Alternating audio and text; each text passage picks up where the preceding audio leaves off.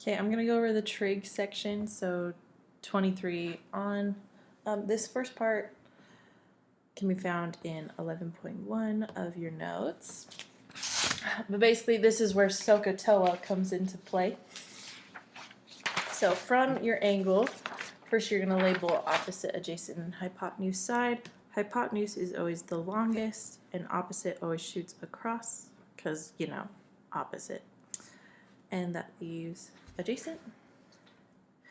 And so from, I'm just going to write that down, SOHCAHTOA.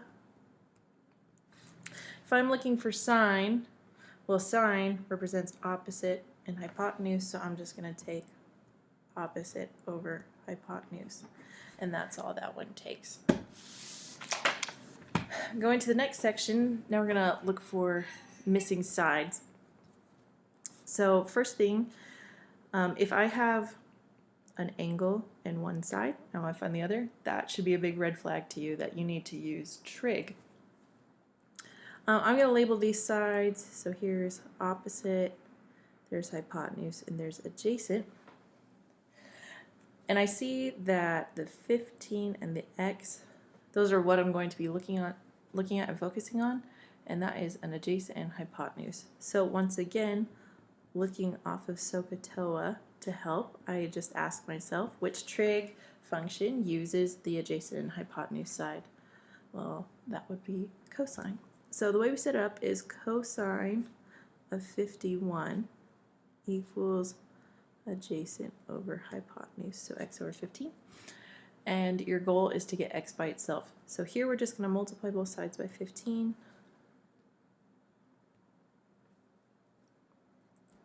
Cancels out over there, so I get 15 cosine 51 equals x. And we're going to type that in the calculator. Something very important. You best make sure your calculator is in degree mode. Otherwise, you will be wrong. So I see I'm in degree mode. We're all good there. I'm going to proceed 15 cosine 51, 9.44 if we round up. So 9.44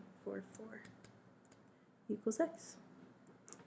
And that would be our answer on that one. Okay, moving on to the next one. Let's do 29. Actually, I do want to touch on something real quick here. I don't know, now that I'm looking at it, I don't think I have an example of it, so I just want to bring it up of what do you do when x is in the denominator.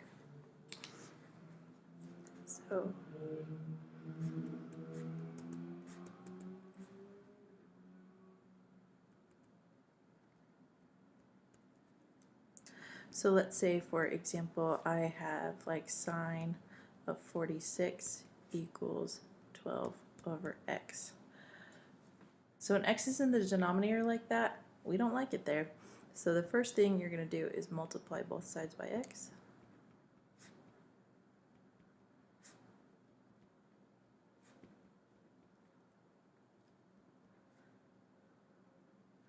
That was poorly planned spacing on my part. We'll just pull out another sticky note. Okay, so sine 46 equals 12 over x. Multiply both sides by x, because now that gets x out of the denominator, and I have x times sine 46 equals 12. Well, on our journey to get x by itself, next thing you're going to do is divide both sides by whatever trig function is there.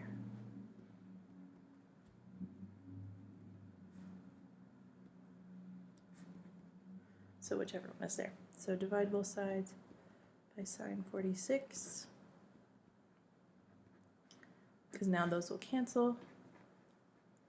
I'm going to get x equals 12 divided by sine 46, and that is what we would type into our calculator. 12 divided by sine 46. Except I typed it wrong. Sine 46. And I'd get 16.68. So just as an FYI of what to do there. Okay, let's move on to missing angles. It's going to be very similar. Once again, be sure you label your opposite, adjacent, and hypotenuse sides. And I see that 2 and 3, we're looking for, whichever sides of the triangle are already labeled for us. And so I can ask myself, okay, which trig ratio uses opposite and hypotenuse? Looking at SOHCAHTOA, opposite hypotenuse goes with sine. But this time, if you're ever trying to find a missing angle, this is the section where we're going to use what we call inverse trig, because the inverse matches a ratio to its corresponding angle. So instead of sine, I'm going to use sine inverse, which is represented by the little -1 of opposite over hypotenuse. And then I'm just going to type that in the calculator. So we find this by hitting the second button and then doing sine. 2 divided by 3, and I get 41.81 degrees. Please remember that all of this is in degrees because you're looking for an angle, which means you should probably have that little degree symbol right there, because that would be right.